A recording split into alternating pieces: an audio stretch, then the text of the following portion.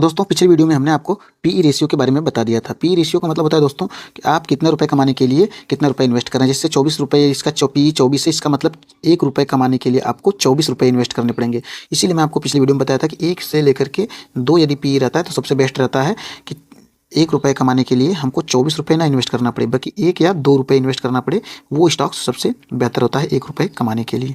इतना आपको क्लियर हो गया है। तो अब बात करते हैं दोस्तों पीबी रेशियो के बारे में। पीबी रेशियो क्या होता है, कैसे वर्क करता है, ये कितना होना चाहिए। उससे पहले दोस्तों बुक वैल्यू के बारे में जानेंगे अब सारी चीज़ों को एक एक करके। ठीक है दोस्तों, तो चलिए शुरू करते हैं अपना टॉपिक पीबी रेशियो। ये क्या होता है पीबी रेशियो? इसका मतलब होता है दोस्तों price to book value. Price to book value, book value. इसको जानने से, इसको निकालने से पहले दोस्तों इसको जान लेते हैं इसका महत्वपूर्ण योगदान इसमें होता है। बुक वैल्यू, बुक वैल्यू देखिए 605 चल रहा है। ठीक है, अब बुक वैल्यू होता क्या है, बुक वैल्यू का मतलब क्या होता है, इसको अच्छे तरीके से समझते हैं।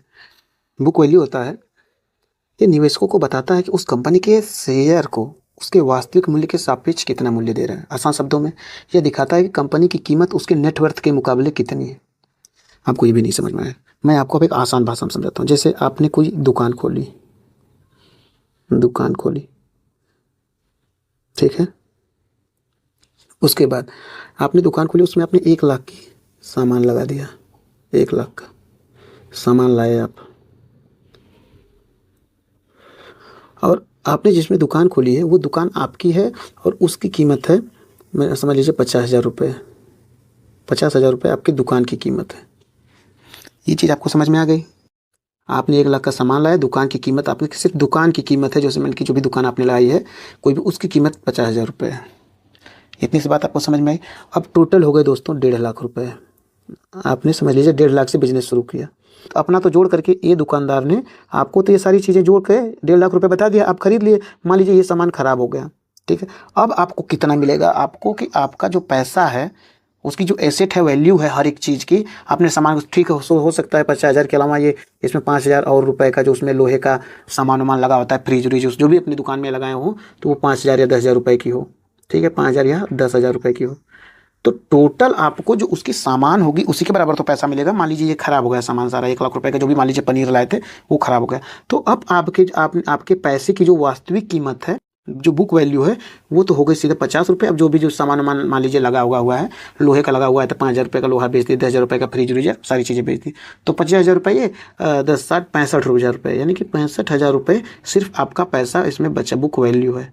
यदि ये कंपनी लॉस में चली जाती है या इसका ख़राब हो जाती है तो ये जो दुकान, तो सेम वही होता है कि आप मान लीजिए 1,200 रुपये इसमें चल रहा है, 1,242 रुपये रिलायंस का हम लोग देख रहे हैं। तो रिलायंस का जो मार्केट प्राइस है, मार्केट प्राइस वो 1,242 चल रही है।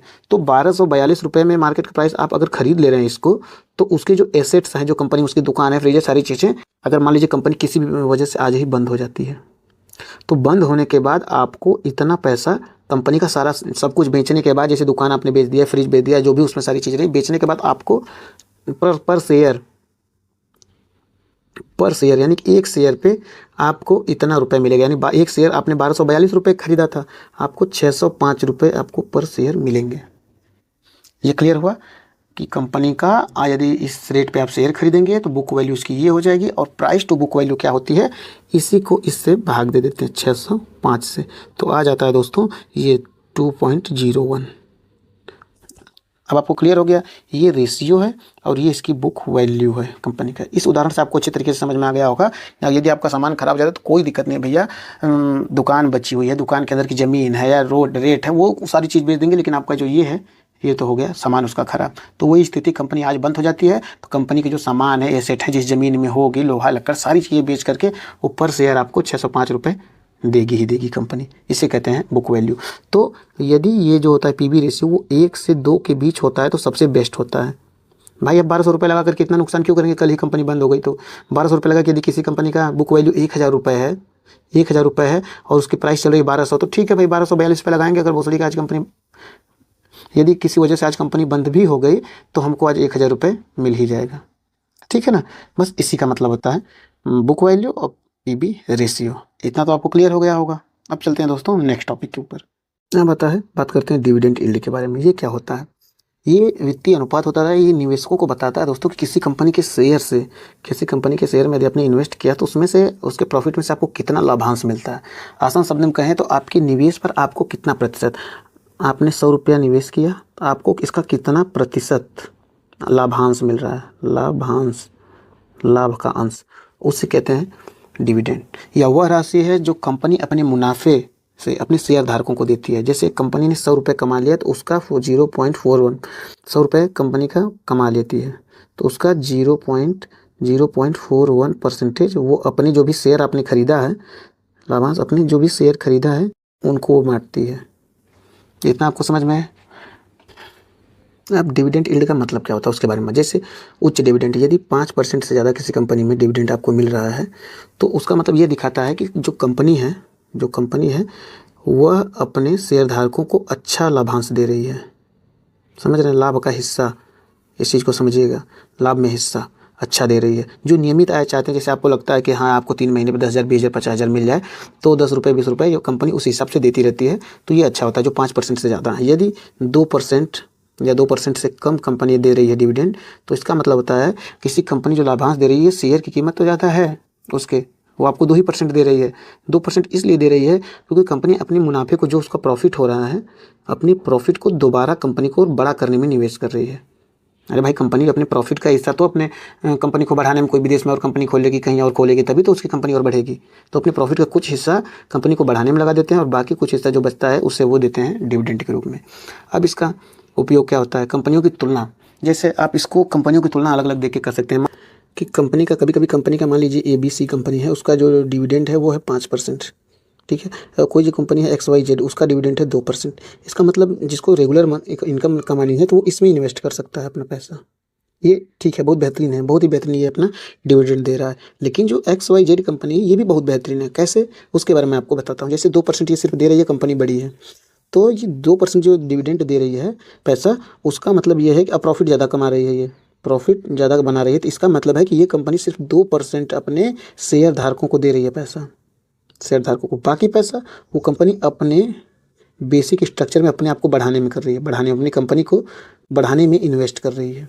जैसे किसी दूसरे देशों में कंपनियां खोलने के लिए या कहीं अन्य ऐड करने के लिए, एडवर्टाइजमेंट, इन सब चीज़ों में वो कंपनी लगा रही है। तो इसका मतलब है कि जैसे 100 रुपये के आपने शेयर खरीदे हुए थे, ये आपके 200 हो गए बहुत तेज़ी से। बाकी भले ही आपको 2% डिविडेंड मिल रहा है, और जो ABC कंपनी इसमें 5% जो दे रही है डिविडेंड, तो वो अपने सारा पैसा तो अपने लगभग मैं बता रहा हूँ, सारा पैसा तो डिविडेंड में दे रही है। तो उसने 100 रुपये के खरीदा था तो उसके शेयर की कीमत मैक्स बढ़ेगी तो 105 बड़ी होगी, जब तक इसकी 200 हो जाएगी।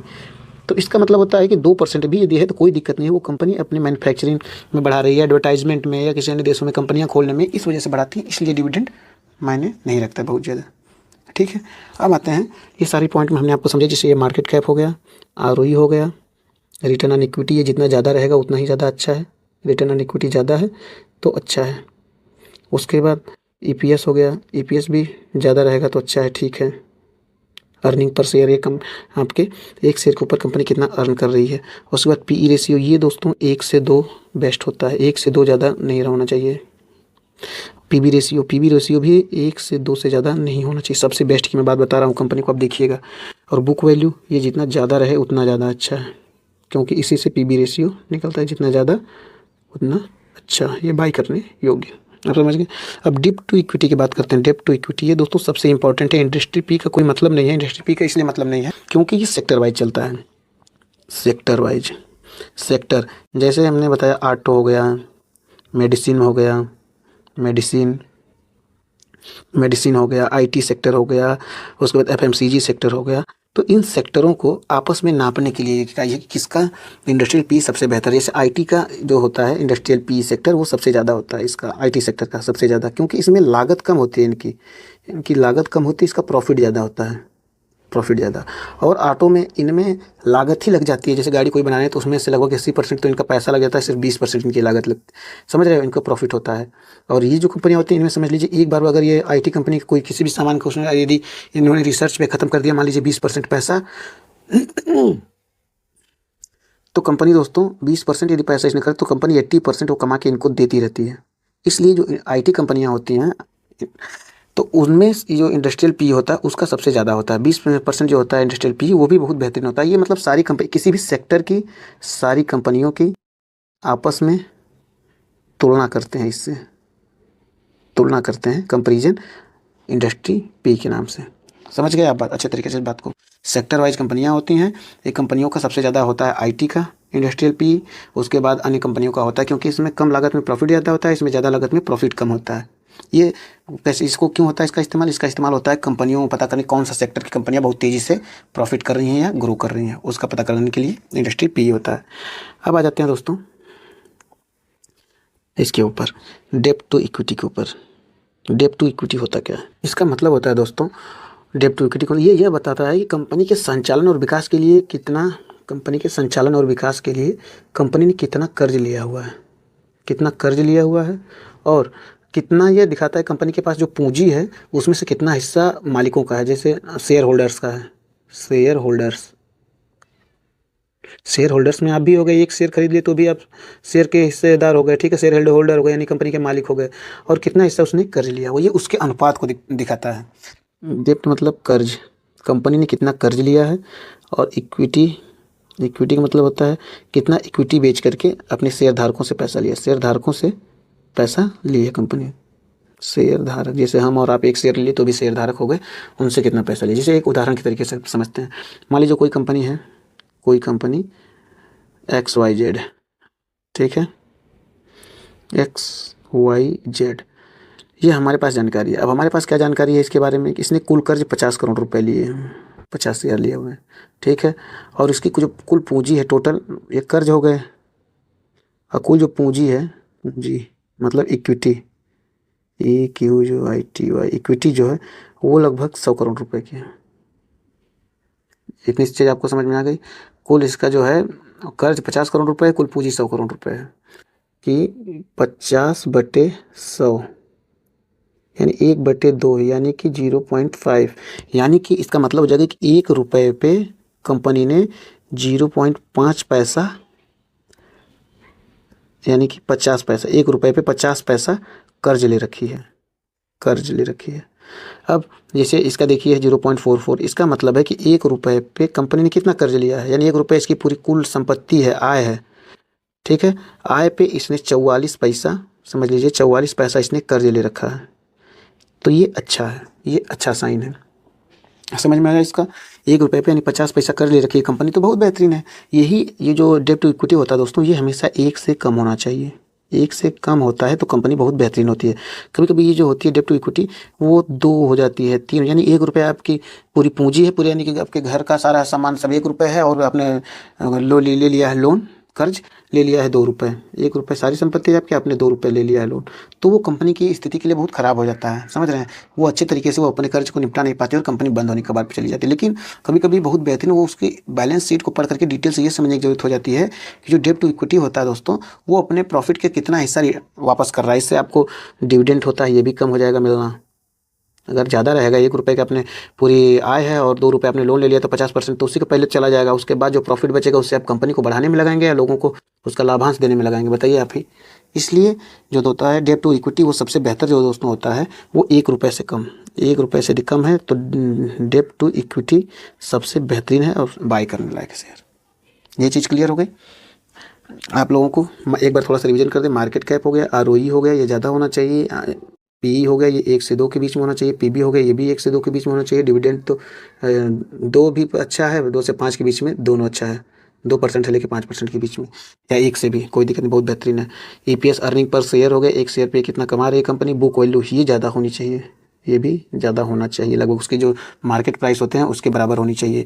इंडस्ट्री पे हमने आपको बता दिया कि ये इंडस्ट्रियों के बीच में तुलना करने के लिए है, या आपके लिए नहीं है, इन्वेस्टिंग करने के लिए। ठीक है, आप इंडस्ट्रियों के बीच में तुलना कर सकते हैं कि हाँ कौन सी इंडस्ट्री इसमें बहुत बेहतरीन चल रही है, कौन सा ज़्यादा प्रॉफिट दे। जैसे हमने बताया आपको, IT सेक्टर की कंपनियाँ ठीक होती हैं, बहुत ज़्यादा प्रॉफिट दे देती हैं। और बाकी जो होती है, जैसे ऑटोमोबाइल हो गई, तो उसमें वो 80 रुपया खर्च करेंगे तब किसी तरीके से उन्हें 10 रुपया मिलेगा। और इसमें होता है ये 20 रुपये लगा कि एक बार रिसर्च पे खर्च किए तो फिर ये कमाते रह जाते हैं 80 से लेकर के 100% तक। ठीक है, तो इसलिए ये उसको जानने के लिए होता है इंडस्ट्रियल पे। डेब्ट टू इक्विटी मतलब आप समझ लिए कंपनी 1 रुपये पे कितना कर्ज ली हुई है, आपको अच्छे तरीके से समझ में आ गया। हम बात कर लेते हैं फेस वैल्यू की। एक ही बचा हुआ है दोस्तों, फेस वैल्यू। फेस वैल्यू का दोस्तों बहुत ज़्यादा मतलब नहीं होता है। ये जो कंपनी होती है, कंपनी ये जो ये डिविडेंड यील्ड की गणना होती है डिविडेंड की, ये अपने से पहले से ही निर्धारित करती है। इसको इन्वेस्टिंग में इसका कोई मतलब नहीं होता है। जो कंपनी का इन्वेस्टिंग होता है इससे उसका दूर दूर तक कोई मतलब नहीं होता है। फेस वैल्यू कंपनी अपने हिसाब से रखती है, न इसका इन्वेस्टिंग में कोई मतलब होता है। इसका मतलब ये होता है कि डिविडेंड कैसे निकालते हैं, फेस वैल्यू से निकालते हैं। और ये सारी चीज़ें, लाभांश की गणना हो गई, सारी चीज़ें, बांड हो गया, उसमें इसका इस्तेमाल होता है। इसको आपको जानने की कोई ज़रूरत नहीं है। अब बात करते हैं दोस्तों, हमने आपको इंट्रिंसिक वैल्यू के बारे में तो बताया ही है। Intrinsic value, intrinsic value, intrinsic value मतलब होती है शेयर की कीमत, जो शेयर की एमपी है, मार्केट प्राइस है, वो कम रहेगी और आईवी ज़्यादा रहेगी तो बहुत ही बेहतरीन है, बाई करने योग्य है। और जब आईवी कम हो गया और एमपी ज़्यादा हो गया तो इसे बिल्कुल भी बाई नहीं करना है। ये चीज़ समझ में आ गई है। तो दोस्तों हमने आपको फंडामेंटल एनालिसिस के सारे पॉइंट्स के बारे में एक एक करके बता दिया। यहाँ पे आप देख लीजिएगा सारे पॉइंट्स के बारे में। अब बारी है आपको चेकलिस्ट बताने के बारे में कि कौन सी चेकलिस्ट किस तरीके से मैं आपको बताऊंगा, एक एक पॉइंट करके कौन सा अच्छा लगा इसी यहीं पर मैं बता देता हूँ आपको। आप लोग इसका स्क्रीनशॉट ले सकते हैं, ठीक है, और अपने पास रख सकते हैं। जैसे देख लीजिए मार्केट कैप, ये लार्ज कैप कंपनी है, लार्ज कैप। आपको यदि ज़्यादा समय के लिए निवेश करना है तो आप लार्ज कैप को प्रीफर कर सकते हैं, बहुत ही बेहतरीन होती है और धीरे धीरे आपका रिस्क कम रहेगा इसमें और अच्छे तरीके से चलती जाएगी। रिस्क कम रहता है। जो 20,000 करोड़ से 20,000 करोड़ का ईयरली टर्नओवर होता है उससे ज़्यादा होता है, वो लार्ज कैप कंपनी होती हैं। आपको सारी चीज़ पता है, हमने बता दिया है आपको। यह है लार्ज कैप कंपनी रिलायंस की। अब ROE पे आते हैं, return on equity. Return on equity, अब रिटर्न ऑन इक्विटी का मतलब होता है कि आपने जितना पैसा लगाया था उसका कितना प्रतिशत ये कंपनी कमा के दे रही है। ये जितना ज़्यादा रहे उतना ही ज़्यादा अच्छा है आपके लिए। ये ज़्यादा है तो अच्छा है, बाई करने योग्य है, ठीक है, समझ गए आप अच्छी तरीके से। पीई रेशियो की बात करते हैं। अब पी रेशियो 1 से 2 के बीच रहेगा तो बेस्ट है। पीबी रेशियो ये भी दोस्तों 1 से 2 के बीच रहेगा तो बेस्ट है, बाई करने योग्य है। EPS, अर्निंग पर शेयर, ये जितना ज़्यादा रहेगा उतना अच्छा ये भी है। ज़्यादा रहेगा तो ये तभी तो कम होगा जितना ज़्यादा, ये बेस्ट है, बाई करने योग्य है। डिविडेंड यील्ड दोस्तों ये 1% से लेकर के या 2% से मान लेते हैं इसको, 2 से 5% के बीच में है तो बहुत बेस्ट है एकदम। समझ रहे, 1 से भी इसको मान सकते हैं कि 1% से लेकर के 5 नहीं 4% तक, बहुत कम कंपनियाँ 5% देती हैं, तो इसे बाई करने योग्य है। समझे। अब इंडस्ट्री पी पे आते हैं। ये कंपनियों के दर्शाती है कि कौन सा विभाग बहुत तेज़ी से रन कर रहा है। इसका कोई खास मतलब नहीं होता है। फिलहाल IT सेक्टर 20 से ऊपर होता है तो अच्छा होता है, ये आपके ऊपर है। इसका आप देख सकते हैं, नहीं भी देख सकते हैं तो भी बाई करने से इसका कोई खास फर्क नहीं पड़ता है, ठीक है। अब बुक वैल्यू पे आते हैं। बुक वैल्यू बहुत ज़्यादा ज़रूरी है PB के लिए, आपको पता है, इससे इसका सीधा कनेक्शन है। बुक वैल्यू जितना ज़्यादा रहेगा MP के बराबर, मार्केट प्राइस के बराबर, उतना ज़्यादा अच्छा है। यानी जितना ये ज़्यादा रहेगा उतना ज़्यादा अच्छा है, आप शेयर बाई कर सकते हैं। फेस वैल्यू, इसे इसका फंडामेंटल में कोई मतलब नहीं है, ये कंपनी खुद डिसाइड करती है डिविडेंड यील्ड को निकालने के लिए। डेब्ट टू इक्विटी बात करते हैं, ये तो सबसे इंपॉर्टेंट छूट ही रहा था। डेब्ट टू इक्विटी दोस्तों यदि ये कम है, 1 से कम है तो ये बेस्ट है। 1 से कम है तो सबसे बेस्ट है, ये शेयर खरीदने योग्य है। ये चीज़ें आपको समझ में आई। 1 से 2% से लेकर के सब कुछ हमने आपको यहीं पर बता दिया। क्लियर है अब इतना दोस्तों? यदि क्लियर होगा तो लाइक और सब्सक्राइब जरूर कीजिएगा। अब चलते हैं अपने नेक्स्ट टॉपिक के ऊपर, बैलेंस शीट। तो ये दोस्तों एकदम बेसिक सा है, बेसिक सा। जैसे आप किसी मार्केट में जाते हैं तो अपने अगल बगल जो भी दुकानें होती हैं उनको देख करके आप अनुमान लगाते हैं कि ये ठेलिया वाला है, एक दिन में 5,000 रुपये कमाता होगा तो पूरे महीने का कितना कमाता है, तो 1.5 लाख रुपये लगभग हो गए, ठीक है। तो इसी तरीके से सारी चीज़ों को कंपनी किस तरीके से प्रॉफिट करती है, उसको किस तरीके से इनका जो रिजल्ट आता है दोस्तों वो क्वार्टरली आता है रिजल्ट। ये अपनी कंपनी अपना प्रॉफिट या लॉस क्वार्टरली दिखाती है। क्वार्टरली मतलब 3 महीने पे। देखिए दिसंबर 23, मार्च 24, जून 24, सितंबर 24, दिसंबर 24। आप इसे ईयरली भी देख सकते हैं, देखने के लिए यहाँ पे डेटा उपलब्ध है।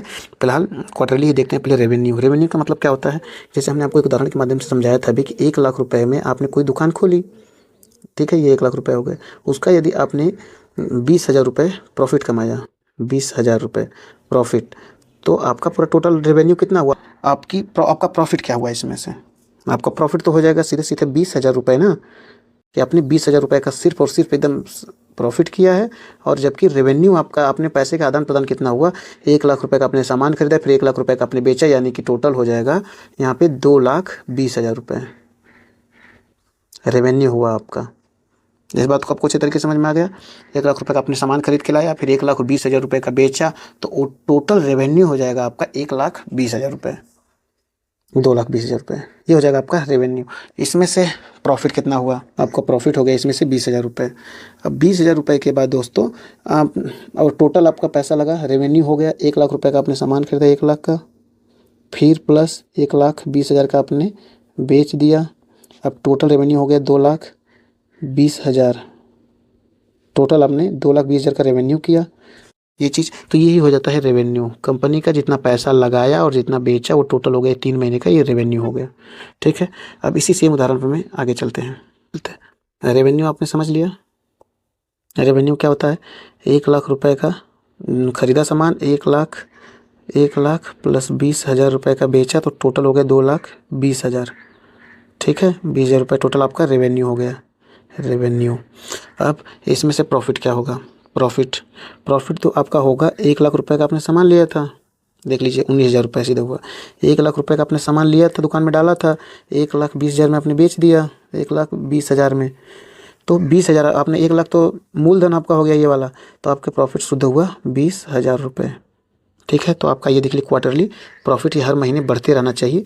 ये होता है कभी कभी घटते बढ़ता था, क्योंकि कंपनी अपने बेसिक स्ट्रक्चर को मजबूत करने के लिए इन्वेस्ट भी करती है अपने अंदर ही, समझ रहे हैं, इन्वेस्ट करती रहती है, इसलिए तो प्रॉफिट कभी कभी कम दिखा देता है।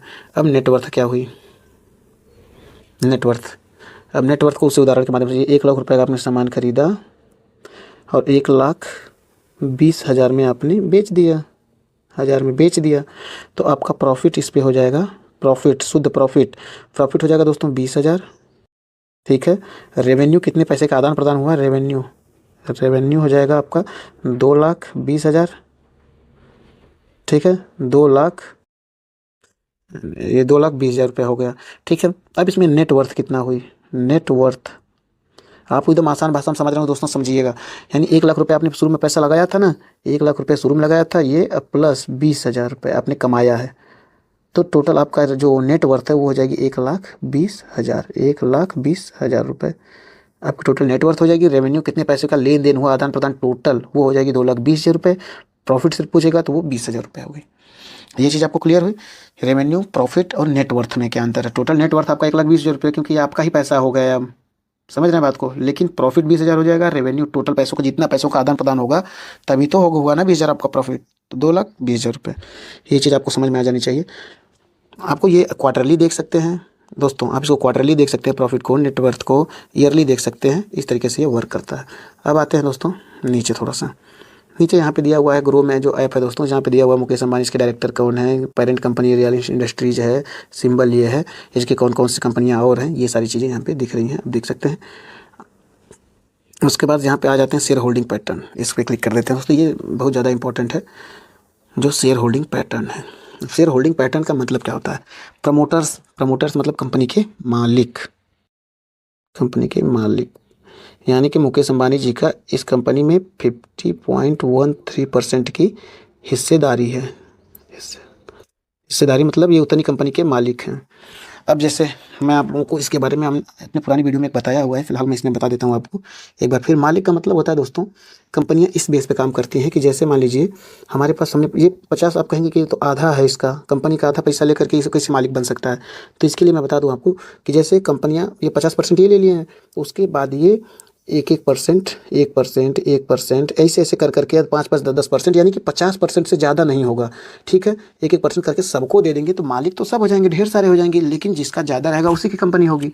तो ज़्यादा है मुकेश अंबानी जी का 50% हिस्सा, और 1% एक शेयर खरीद करके, 5 शेयर, 10 शेयर, 1,000 शेयर, 1,00,000 शेयर खरीद करके आप मुश्किल से 1% के 2% के मालिक बनेंगे।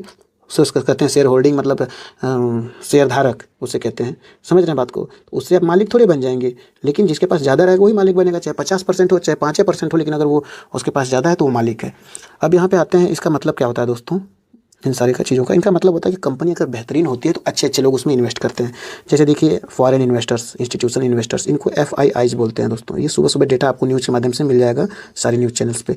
ठीक है, ये FIIs ये इन्वेस्ट करते हैं, ये विदेशी निवेशक होते हैं दोस्तों। फॉरेन इंस्टीट्यूशनल इन्वेस्टर्स ये विदेशी होते हैं, विदेशी बड़ी बड़ी कंपनी होती हैं, ये हज़ारों करोड़ इनके पास रुपया होता है, ये कंपनी में इन्वेस्ट करते हैं कि हाँ इस कंपनी का फ्यूचर दिख रहा है या सारी चीज़ इसका फंडामेंटल स्ट्रांग है, बैलेंस शीट देखते हैं, सब कुछ देखते हैं, उसके बाद ही इस कंपनी में इन्वेस्ट करते हैं।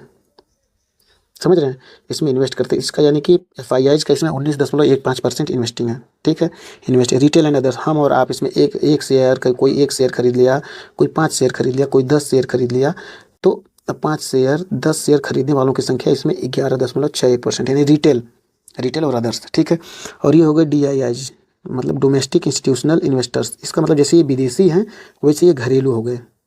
समझ रहे हैं बात को, इसमें ये घरेलू इन्वेस्टर्स जैसे कोई बैंक हो गया, म्यूचुअल फंड हो गया, वो अपना ज़्यादा पैसे, देखिए यहाँ पे म्यूचुअल फंड दिया हुआ है अलग से।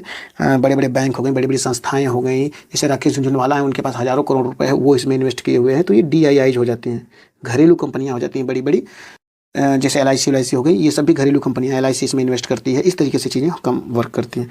और म्यूचुअल फंड दोस्तों, ये कुछ फंड होते हैं जैसे 10-10 हज़ार करोड़ के या 20-20 हज़ार करोड़ के, तो ये जो CA होते हैं, चार्टेड अकाउंटेंट्स, वो इन पैसों को मैनेज करते हैं। जो आप जैसे म्यूचुअल फंड में करते हैं ना, पैसा भरते हैं 5-5 हज़ार से 10 हज़ार, तो वो क्या करते हैं, वो आपके 5,000 रुपये को लेकर के किसी बेहतरीन कंपनी में वो पूरा रिसर्च करते हैं, उसके बैलेंस शीट को पढ़ते हैं, सारी चीज़ों को पढ़ते हैं, तो 5,000 रुपये लगा करके उसमें किसी, मान लीजिए रिलायंस में, ठीक है, रिलायंस में इन्वेस्ट किए। रिलायंस इन्वेस्ट करने के बाद ये जब 8,000 हो जाएगा आपका पैसा, ये तो फिलहाल 5,000 मैं बता रहा हूँ, हज़ारों लाखों लोग देते हैं, तो ये 50,000 करोड़ हो जाता है। जब इन्वेस्ट करते हैं 1-2 पॉइंट या परसेंटेज के हिसाब से बढ़ती है कंपनी, तो उनका बहुत प्रॉफिट होता है। जैसे मान लीजिए 5,000 का इन्वेस्ट किया, इनका 8,000 हो गया आपके पैसे का, तो ये आपको 6,000 रुपये दे देते हैं और 1,000 रुपये अपना प्रॉफिट रख लेते हैं, क्योंकि इन्होंने अपना दिमाग लगाया है, इसमें इन्वेस्ट किया इस कंपनी में। अब चीज़ें आपको क्लियर हो गई। इसको भी जानना जरूरी होता है कि उसमें FIIs अच्छे क्वांटिटी में हो, DIIs अच्छे क्वांटिटी में हो। यदि ये नहीं है FIIs DIIs और म्यूचुअल फंड, तो समझ लीजिए कि उस कंपनी का जो बेसिक स्ट्रक्चर है वो मजबूत नहीं है, या उसका फ्यूचर में कुछ होने वाला नहीं है। समझ रहे हैं इस चीज़ को। आप इन सारी पॉइंट्स को देखना बहुत जरूरी है। हमने आपको बता दिया, ये मालिक की हिस्सेदारी भी ज़्यादा रहेगी। मालिक की हिस्सेदारी ज़्यादा नहीं रहेगी तो लोग कहेंगे कि इसको अपनी कंपनी के ऊपर भरोसा नहीं है, ये बेहतरीन कर ही नहीं पा रहा होगा, इसीलिए अपनी हिस्सेदारी नहीं लिया है ज़्यादा इसमें। समझ रहे हैं, इसलिए ये 50% हिस्सेदारी ये ले गया। फॉरेन इंस्टीट्यूटर्स, इसका भी रहना चाहिए लगभग बेहतरीन। मतलब FIIs DIIs नेसेसरी हैं, म्यूचुअल फंड और ये भी, इनका कोई मतलब नहीं होता, ये इधर उधर चलते रहते हैं। इनको देख करके फॉरेन प्रमोटर्स को, फॉरेन इंस्टीट्यूटर्स को, DIIs को और म्यूचुअल फंड्स को। ये आपको बेसिक से सारी चीज़ें क्लियर हो गई दोस्तों। मैं आपको सारी चीज़ बता दिया हूँ, कोई पॉइंट शायद बचा हुआ नहीं इसमें अब। हाँ, कोई पॉइंट बचा हो नहीं। यदि कुछ भी पॉइंट बचता है तो आप लोग आगे बताइएगा। मैं आप लोगों को आगे जो टेक्निकल एनालिसिस का एक वीडियो आने वाला है इसके बाद, उसमें मैं आप लोगों को डिटेल से सारी चीज़ों के बारे में बता दूंगा, कुछ भी चीज़ें यदि छूट गई हो तो। ठीक है दोस्तों, चेकलिस्ट हमने उसी तरीके से इसी पे बनाना सिखा दी थी आपको। ये हमने आपको बता दिया टोटल ओवरऑल कैसे है, क्या है। ठीक है, तो दोस्तों मिलते हैं अगली वीडियो, तब तक के लिए लाइक और सब्सक्राइब जरूर कीजिएगा। जय हिंद।